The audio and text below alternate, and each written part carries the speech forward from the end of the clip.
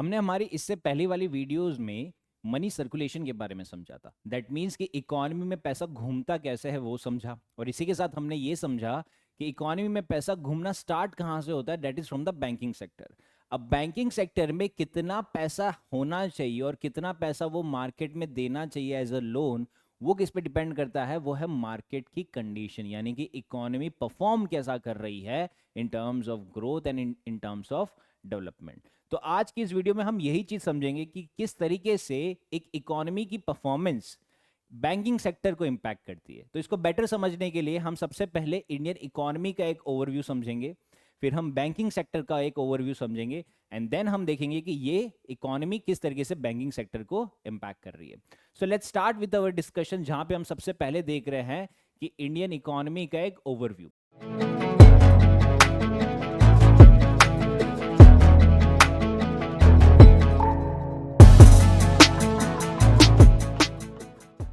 तो यहां पे सबसे पहली चीज क्या बोली गई है कि इंडियन इकोनॉमी एक मिक्स टाइप की इकोनॉमी है।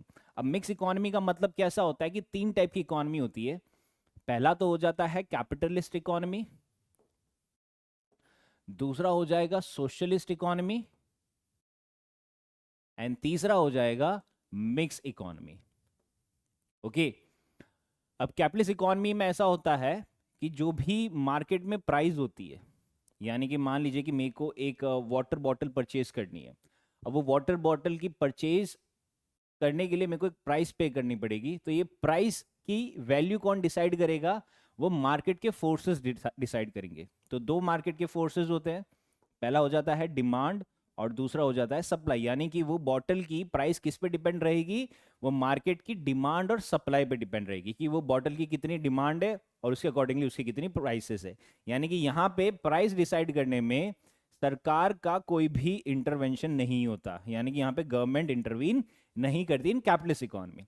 वेरेस मतलब इसका एक एग्जांपल ले लो यूएसए।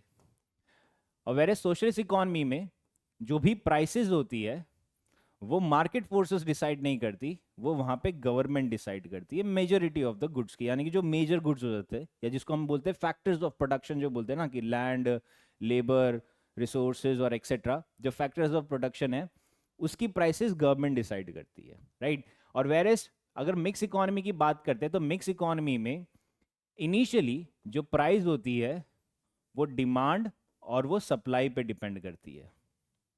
ओके, बट यहां पे कैपिटलिस्ट इकोनॉमी में डिफरेंस कैसा है कि मान लीजिए कि जो वाटर बॉटल मैं 100 रुपए की पहले परचेज कर रहा था वो बढ़ के 500 रुपए हो गई। तो दैट मीन्स कि ये क्या हो गया कि प्राइस का जो लेवल था वो इक्विलिब्रियम से ऊपर चला गया।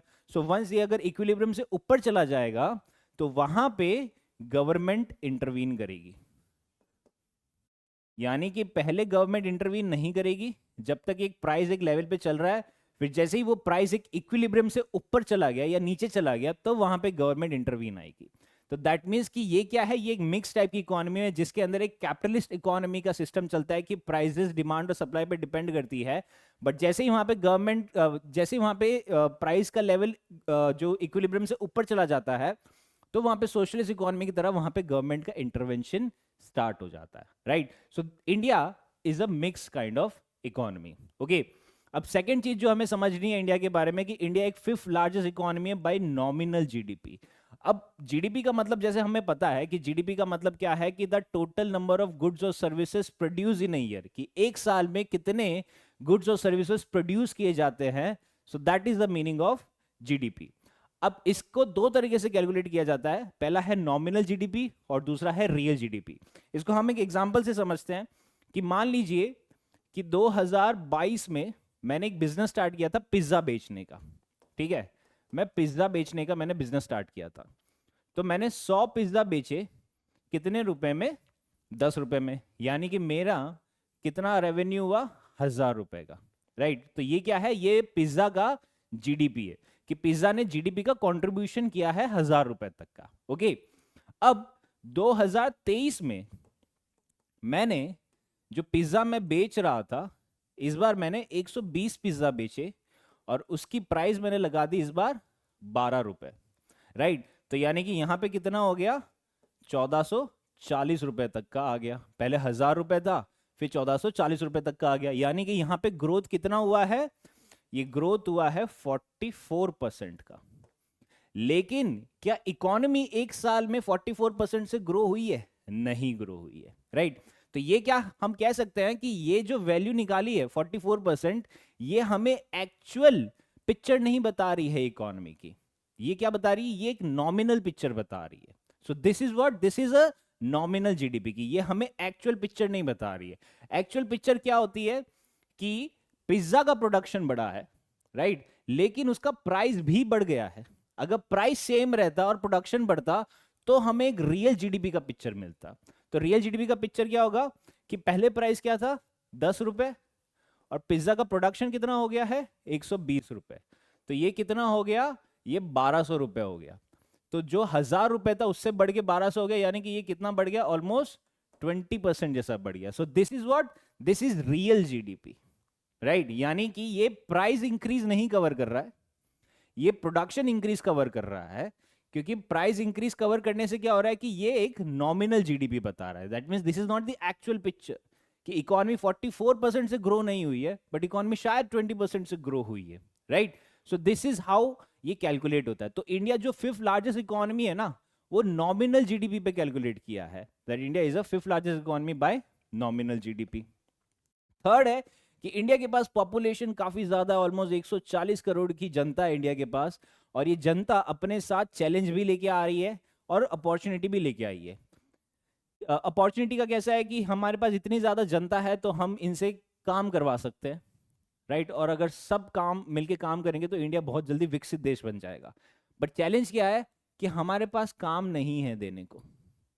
इंडिया में अनएम्प्लॉयमेंट काफी ज्यादा है, एंड स्पेशली एजुकेटेड अनएम्प्लॉयमेंट, कि हम पढ़े लिखे हैं पर हम बेरोजगार हैं, राइट। तो ये एक इशू है। दूसरा, इंडिया का एक ओवरव्यू लेते हैं तो इंडिया में ऑलमोस्ट 60% पॉपुलेशन एग्रीकल्चर पे डिपेंड कर रही है। लेकिन जो जीडीपी में सबसे ज्यादा कंट्रीब्यूशन सर्विस सेक्टर कर रहा है, राइट। आप डिफरेंस समझिए कि आने वाले स्लाइड्स में हम इसको और बेटर तरीके से समझेंगे, बट अभी के लिए आप ये समझिए कि इंडिया में 60% पॉपुलेशन जो है वो एग्रीकल्चर पे डिपेंडेंट कर रही है, बट एग्रीकल्चर में ऑलमोस्ट 55% का जो कंट्रीब्यूशन है वो सर्विस सेक्टर से हो रहा है। दैट मींस ये क्या है? ये बहुत ही बड़ा मिसमैच है इंडिया में, राइट। इसको हम और बेटर तरीके से आगे वाली स्लाइड्स में समझेंगे। फिर हम देखते हैं कि इंडियन इकोनॉमी के कुछ की इकोनॉमिक इंडिकेटर्स है। जैसे पहला तो हमने जीडीपी देख लिया है कि जीडीपी की हमारी वैल्यू है ऑलमोस्ट 3.54 ट्रिलियन इकोनॉमी है, राइट। फिर आ जाता है कि इंडिया में ग्रोथ रेट, की इंडिया में ग्रोथ रेट ऑलमोस्ट 7 to 8% का प्रोजेक्शन किया हुआ है। एंड ये एक रिजिलियंस शो कर रहा है, रिजिलियंस शो कर रहा है यानी कि कोई भी टाइप की एडवर्सरी आ रही है तो वो इंडिया की इकोनॉमी के इफेक्ट नहीं कर रहा है। क्यों इफेक्ट नहीं कर रहा है? क्योंकि इंडिया के पास क्या है? पॉपुलेशन बहुत ज्यादा है। अब इससे फर्क क्या पड़ता है कि अगर आपके पास पॉपुलेशन इतनी ज्यादा है तो वो पॉपुलेशन की बेसिक डिमांड होगी, यानी कि वो खाना खाएगा और वो कपड़ा पहनेगा। चलो मकान सब नहीं ले सकते, बट वो खाना खाएगा और कपड़ा पहनेगा, यानी कि वो रोज खाने के लिए खर्चा करेगा और कपड़े के लिए खर्चा करेगा। अब वो खर्चा कर रहा है यानी कि वो अपने जेब से मान लीजिए कि रोज का 100, 150 या 200 रुपए का खर्चा कर रहा है। तो 140 करोड़ की जनता जब रोज 200 रुपए का कम से कम खर्चा करेगी, कम से कम वो 200 रुपए का तो खर्चा करेगी, तो मतलब अगर आप इंटू करते हो तो इतना बड़ा अमाउंट रोज इंडिया में घूमता है पैसा। तो दैट मीन्स कि लोगों के हाथ में पैसा आ रहा है, पैसा घूम रहा है, और उसके चलते जो भी बाहर इश्यूज चल रहे हैं, यानी कि रशिया यूक्रेन का क्राइसिस चल रहा है, या फिर हम कह सकते हैं कि जो इजराइल पैलेस्टीन का क्राइसिस चल रहा है, वो इंडिया की इकोनॉमी पे इतना इंपैक्ट नहीं कर रहा, एंड हेंस इंडिया की इकोनॉमी रिजिलियंस शो कर रही है, राइट। तो ये चीज है। थर्ड आ जाता है कि इंडिया का जीडीपी तो ग्रो हो रहा है, लेकिन हमारा पर कैपिटा इनकम ग्रो नहीं हो रहा, वो काफी ज्यादा लो है। पर कैपिटा इनकम यानी कि आप जो यूएस डॉलर है 3.54 ट्रिलियन को अगर आप 140 करोड़ की जनता से डिवाइड करोगे ना, तो जो रिमेनिंग अमाउंट आएगा वो आएगा आपका per capita income. At present India में पर कैपिटा इनकम क्या है? ऑलमोस्ट ₹2 लाख, यानी कि एक साल में एक इंसान 2 लाख रुपए कमा रहा है।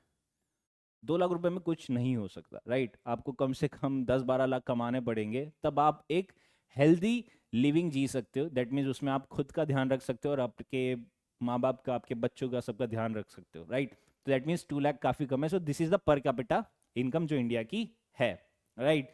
और एक और चीज जो हमने डिस्कस करी थी मनी सर्कुलेशन में, दैट इज इन्फ्लेशन टारगेटिंग का कॉन्सेप्ट समझा था, जिसके अंदर क्या था 4% +-2, राइट। जिनका बाकी है वो प्लीज वो वीडियो को वापस देखिए। एंड देन आ जाता है करंट अकाउंट डेफिसिट। अब करंट अकाउंट डेफिसिट क्या है उसको हम अगर बहुत अच्छे से समझते हैं तो इसमें ये है कि डेफिसिट का मतलब क्या हो जाता है कि जब मेरा एक्सपेंस ज्यादा हो गया है एज कंपेयर टू इनकम, कि मेरे इनकम से ज्यादा मेरा एक्सपेंस हो चुका है, तो दैट मीन्स क्या हो गया कि मेरे पास डेफिसिट क्रिएट हो गया, कि मेरे पास इतना इनकम ही नहीं जितना मैंने एक्सपेंस कर दिया है। तो इंडिया में ये एक चैलेंज है कि जो करंट अकाउंट डेफिसिट है वो आए दिन हमारे लिए चैलेंज रहता है कि वो हमेशा कभी 4% होता है, कभी 5% होता है और एक्सेट्रा, ये टाइप का एक चैलेंज रहता है। एट प्रेजेंट हमारा बजट में हमने करंट अकाउंट डेफिसिट कितना टारगेट किया गया है वो आप प्लीज मेरे को कमेंट सेक्शन में जरूर बताइए। ओके, अब फिर अगर हम सेक्टोरल कंट्रीब्यूशन देखते हैं, जैसे हमने देखा था कि 3 सेक्टर है मेजरली, राइट, एग्रीकल्चर, मैन्युफैक्चरिंग और सर्विस सेक्टर। ओके, अब जैसे हमने समझा था कि ऑलमोस्ट इंडिया की जो 60% पॉपुलेशन है वो एग्रीकल्चर पे डिपेंड है, राइट। लेकिन ये जीडीपी में कंट्रीब्यूशन कितना कर रही है, सिर्फ 18% का कंट्रीब्यूशन कर रही है। वेर एज सर्विस सेक्टर में पॉपुलेशन 23% डिपेंडेंट है, बट ये कंट्रीब्यूशन 55% का कर रही है। सो दैट मीन्स कि ये एक बहुत बड़ा मिसमैच है कि इतनी परसेंट पॉपुलेशन यानी कि 140 करोड़ की 60% पॉपुलेशन बहुत ज्यादा हो जाती है, वो जीडीपी में कितना कंट्रीब्यूट कर पा रही है, सिर्फ और सिर्फ 18% का कंट्रीब्यूशन है इनका, यानी कि 60% सिर्फ 18% पैसा दे पा रही है, और जो 23% है वो ऑलमोस्ट 55% पैसा दे पा रही है। तो ये क्या है, this is in equality in India. यहीं पे इन इक्वालिटी हमारी स्टार्ट हो जाती है कि इतने सारे लोग हैं इंडिया में जो एग्रीकल्चर में काम कर रहे हैं, बट एग्रीकल्चर से जीडीपी का ग्रोथ नहीं हो रहा है। वेरे सर्विस सेक्टर में लोग कम है उसमें, लेकिन वो ग्रोथ बहुत ज्यादा दे रहे हैं, यानी कि इनके पास पैसा सबसे ज्यादा आ रहा है। तभी तो हम देखते हैं ना कि आजकल इंडिया में क्या चल रहा है कि अगर आप मैन्युफैक्चरिंग सेक्टर से भी जॉब करते हो, लेट्स से आपने एलएनटी में जॉब किया, तो उसके अंदर आपको पैकेज कितना मिलेगा, 8 लाख, 12 लाख, 15 लाख या 20 लाख। और यही जॉब अगर आप करते हो इन एप्पल में कर रहे हो, गूगल में कर रहे हो या वेरियस टाइप के सर्विस सेक्टर में कर रहे हो, तो आपका पैकेज हो सकता है ऑलमोस्ट 30 लाख, 40 लाख, 50 लाख तक का। तो कहने का मतलब क्या है कि वही सेम इंडियन, वही सेम टाइप का एजुकेशन उसने किया है, बस एक मैन्युफैक्चरिंग सेक्टर में गया तो उसकी 15 लाख की जॉब लगी है, एक सर्विस सेक्टर में गया तो उसकी 50 लाख की जॉब लगी। तो यहां पे क्या हो गया, एक बहुत बड़ा इनइक्वालिटी आ गया है, राइट। तो यही पॉइंट है कि मैन्युफैक्चरिंग सेक्टर में 19% पॉपुलेशन है, इसका कंट्रीब्यूशन 27% हो रहा है। अब ये क्या, ये स्टेगनेंट है, ये ग्रो नहीं हो रहा है। हमें इसे ग्रो करना बहुत ज्यादा जरूरी है, क्योंकि हमें आत्मनिर्भर बनना है, हमें खुद से चीजें मैन्युफैक्चर करने की जरूरत है, वो हम अभी नहीं कर पा रहे, right. So this is a sectoral contribution जिसके अंदर एग्रीकल्चर और सर्विस सेक्टर के बीच में बहुत ही बड़ा मिसमैच हो रहा है, राइट। तो यहां से हमने इंडियन इकोनॉमी का एक काफी अच्छा ओवरव्यू हमने समझ लिया है। तो इसके हम चैलेंज बता सकते हैं कि चैलेंज क्या है, कि पॉवर्टी बढ़ रही है हमारे में, इनइक्वालिटी बढ़ रही है, हमने अभी देखा। दूसरा देखा कि हमारे पास इंफ्रास्ट्रक्चर नहीं है, पर्टिकुलरली इन रूरल एरिया में एक इशू है। फिर हमारे पास यूथ अनएम्प्लॉयमेंट है, यानी कि हम एजुकेटेड अनएम्प्लॉयमेंट है, हम पढ़े लिखे बेरोजगार है। और ऐसा क्यों है, क्योंकि जो हमारी काफी ज्यादा यंग पॉपुलेशन है, जो हमारी एसेट होनी चाहिए, बट वो हमारी क्या बन गई है, लायबिलिटी बन गई है, यानी कि हम उसको काम नहीं दे पा रहे हैं। तभी तो सरकार ने पॉलिसीज लाई ना, जैसे आपने बजट में हमने क्या देखा था कि यूथ को स्किल किया जाएगा, यूथ को फ्री में पैसे दिए जाएंगे, उनको इंटर्नशिप करवाई जाएगी। क्यों, क्योंकि ये यूथ का डेमोग्राफिक डिविडेंट है। तो इनको अगर स्किल दिलवाओगे तो ही तो ये जॉब मिलेगी। क्योंकि एट प्रेजेंट क्या हो रहा है कि मैन्युफैक्चरिंग सेक्टर और सर्विस सेक्टर, यानी कि सर्विस सेक्टर इतना ज्यादा पैसा दे रही है, उसके पास इतना ज्यादा पैसा है, लेकिन ये इंडिया के लोगों को हायर नहीं कर रही है। ऐसा नहीं है कि वहां पे वैकेंसी नहीं है, वहां पे बहुत वैकेंसी है, बट पॉइंट है कि सर्विस सेक्टर कहते हैं कि इंडिया में जो ग्रेजुएट्स घूम रहे हैं वो अनस्किल्ड है। तो दैट मीन्स कि कहने का मतलब क्या है कि मैंने स्कूलिंग कर ली, मैंने ग्रेजुएशन कर लिया, मैंने पोस्ट ग्रेजुएशन भी कर लिया, फिर भी वो सर्विस सेक्टर जो एमएनसी है वो मेरे को अनस्किल्ड ही कंसीडर कर रही है। तो ये एक बहुत बड़ा चैलेंज है इंडिया के लिए। तो इससे ओवरकम करना काफी जरूरी है अगर हमें विकसित देश बनना है तो। ओके, और रीसेंट ट्रेंड में हम देखते हैं कि हम डिजिटल इकोनॉमी की तरफ जा रहे हैं, हम ई कॉमर्स की तरफ जा रहे हैं, हम फिनटेक की तरफ जा रहे हैं, गवर्नमेंट ने इनिशिएटिव लिए make in India, digital India, skill India, ये सारे टाइप के, ये हम ऑलरेडी ये सारी चीज़ें डिस्कस कर चुके हैं। एंड दूसरा है कि हम ग्लोबलाइजेशन है कि हम काफ़ी ज़्यादा इंटीग्रेट कर रहे हैं बाकी सारे कंट्रीज से। Okay, so this is what the basic overview of the Indian economy. अब अगर हम ओवरव्यू समझते हैं बैंकिंग सेक्टर का, कि बैंकिंग सेक्टर क्या है इंडिया का, वो कहाँ स्टैंड कर रहा है, तो सबसे पहली बात है कि बैंकिंग सेक्टर बहुत ही ज़्यादा क्रूशियल पिलर है हमारे लिए। क्यों? क्योंकि हमने देखा था कि जब मनी सर्कुलेशन होता है तो पैसा घूमना स्टार्ट कहाँ से होता है, वो बैंकिंग सेक्टर से होता है। कि वो बैंक ही है जो मार्केट में लोन देती है। अब एक लोन देता है तो वो खर्चा करता है और वो पैसा किसी और के हाथ में जाता है, तो इस तरीके से पैसा घूमना स्टार्ट होता है। तो बैंकिंग सेक्टर एक बहुत ही इंपॉर्टेंट है।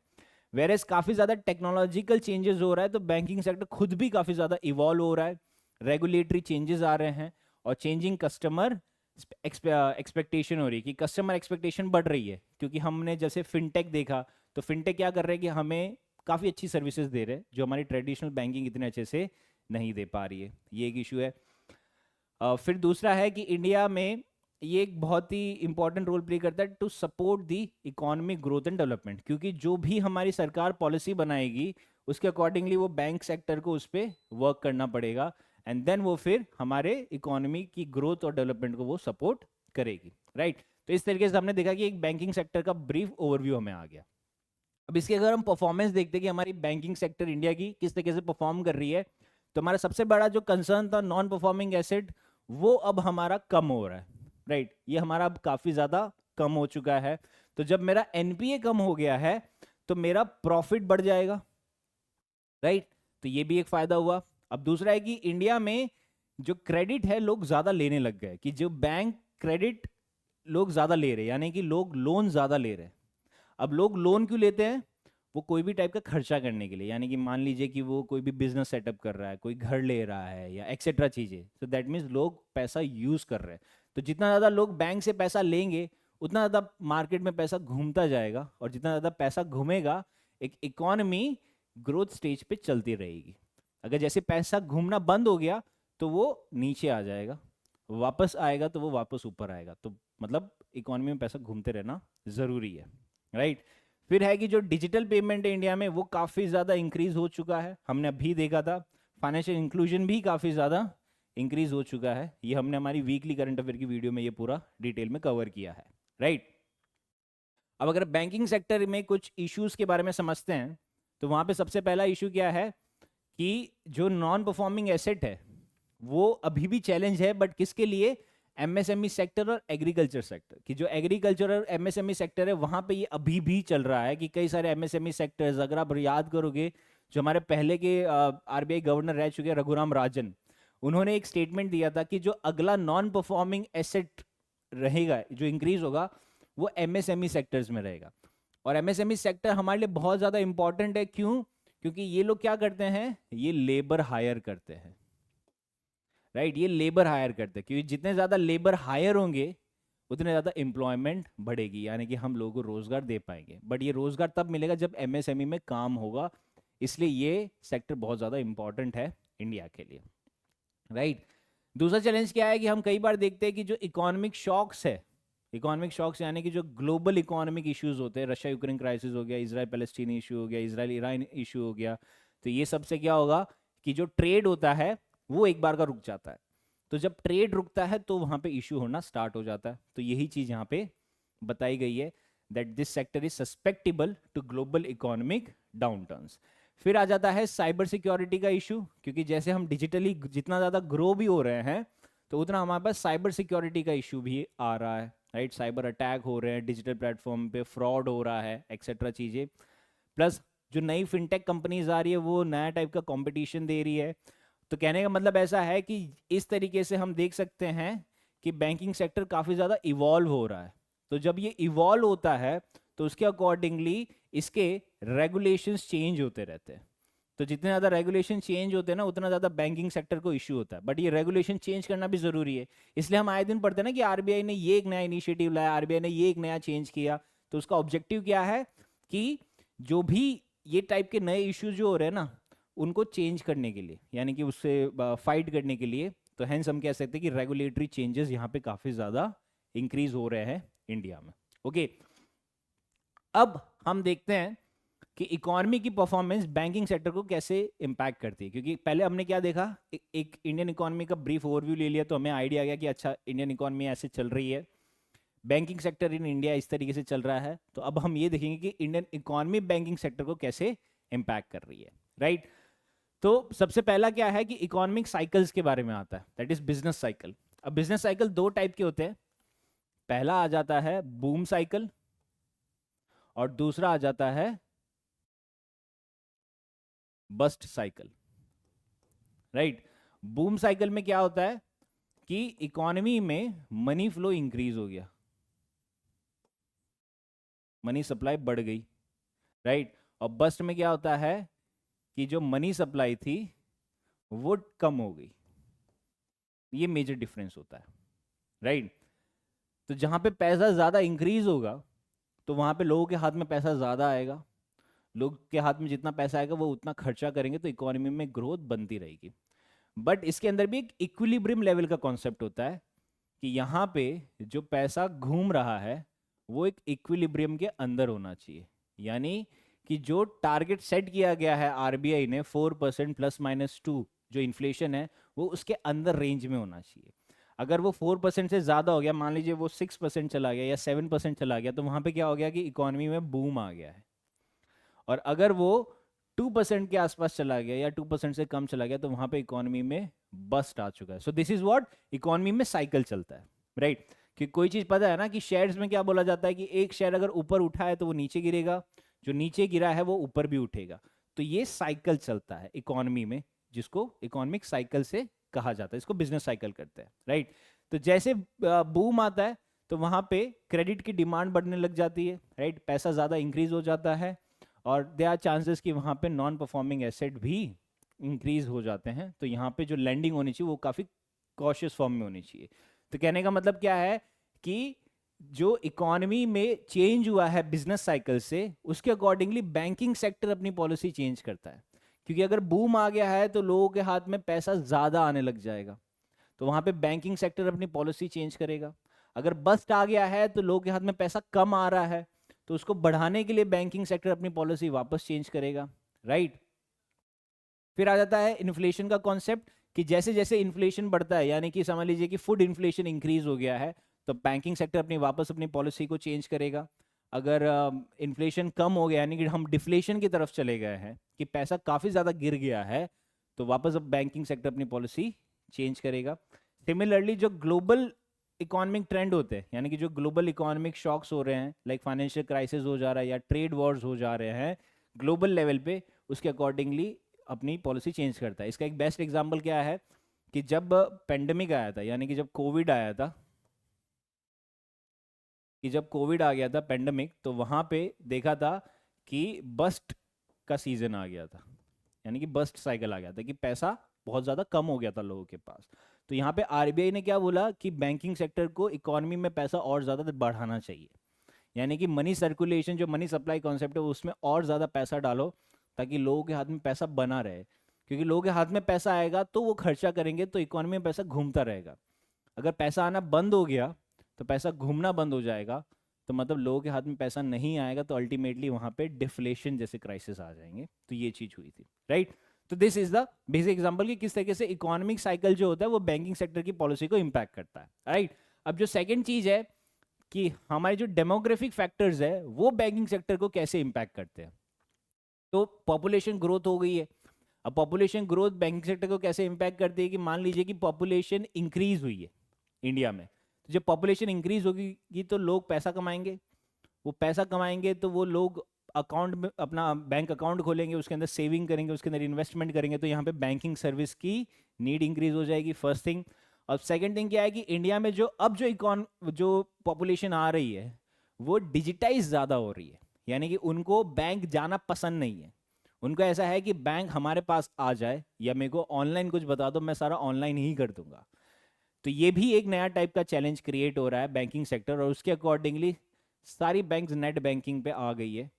और जैसे एसबीआई है, बैंक ऑफ बड़ौदा है, जो गवर्नमेंट बैंक है, वो उनका जो डिजिटाइज है वो इतना अच्छा नहीं है, राइट, उसको और अच्छा करने की जरूरत है, राइट। तो कहने का मतलब है कि ये क्या है, ये इम्पैक्ट कर रहा है बैंकिंग सेक्टर को। और यहाँ पे हम कह सकते हैं कि जो रूरल एरिया है वहां पे भी डिमांड बढ़ रही है बैंकिंग सेक्टर, क्योंकि हमने देखा कि फाइनेंशियल इंक्लूजन बढ़ रहा है, डिजिटल पेमेंट बढ़ रहे हैं।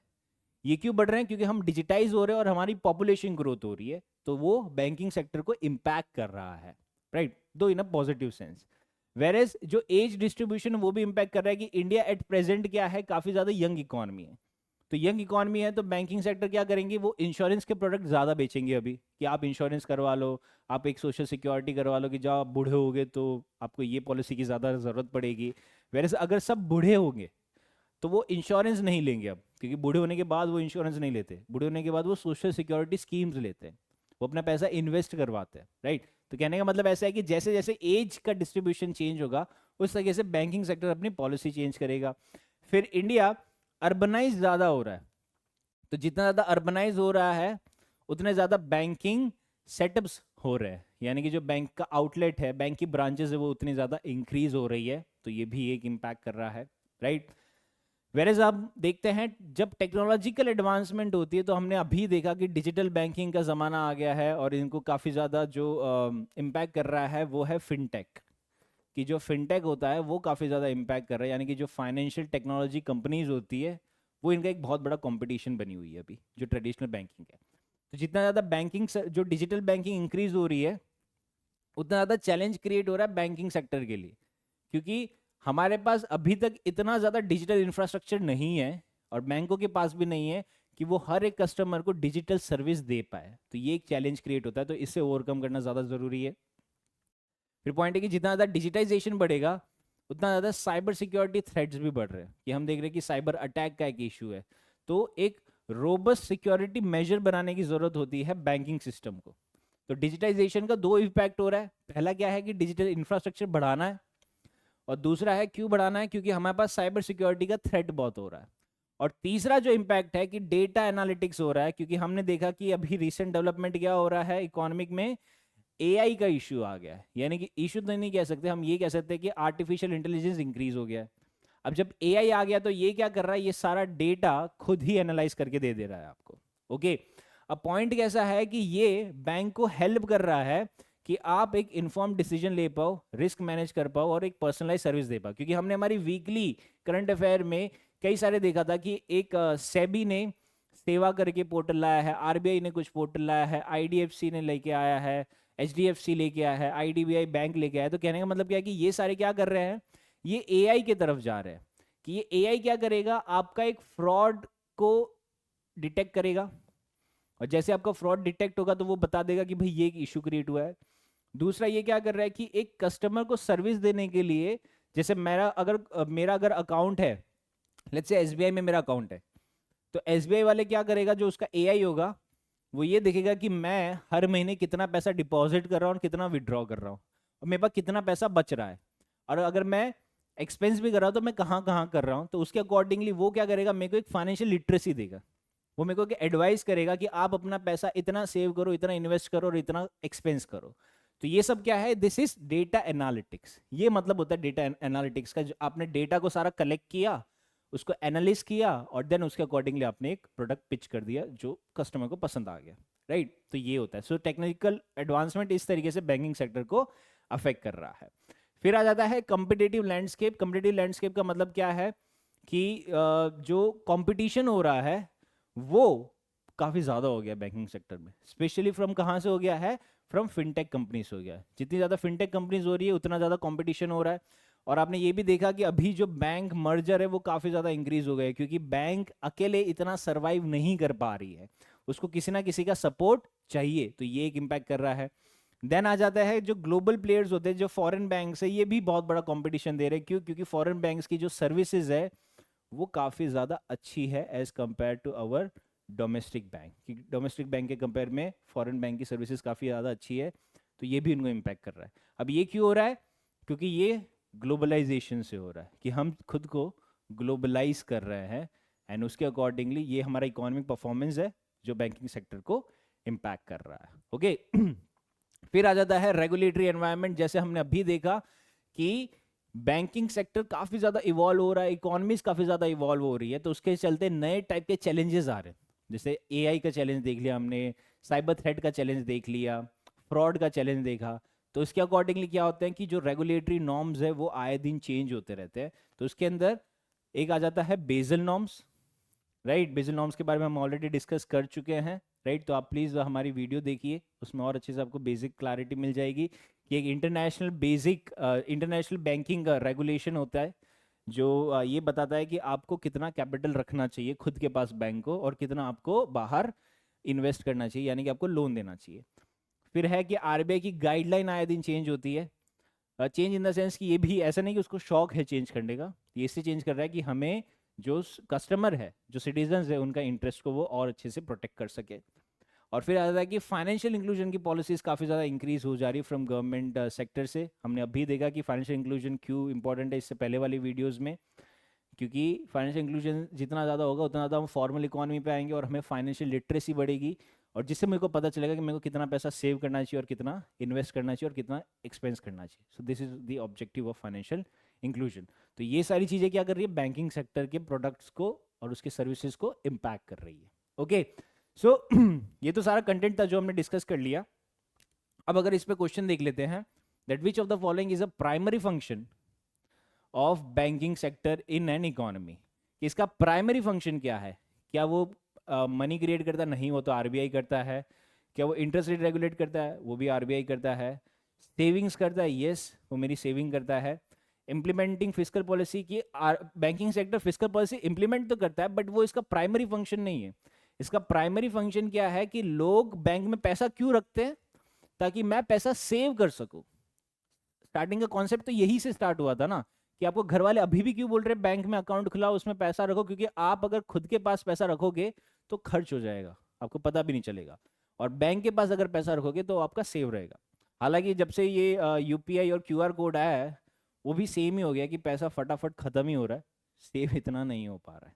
ठीक है, तो this is third, mobilise saving. मतलब अब तो ऐसा हो गया है कि सेविंग तो नहीं बढ़ेगी, हमें इनकम ही बढ़ानी पड़ेगी। तो जितनी ज़्यादा मेरी इनकम बढ़ेगी उतना ज़्यादा मैं एक्सपेंस कर पाऊंगा, सेविंग तो मेरी सेकेंडरी हो गई है। तो ये तरीके का माइंडसेट आ गया है हमारी जनरेशन में।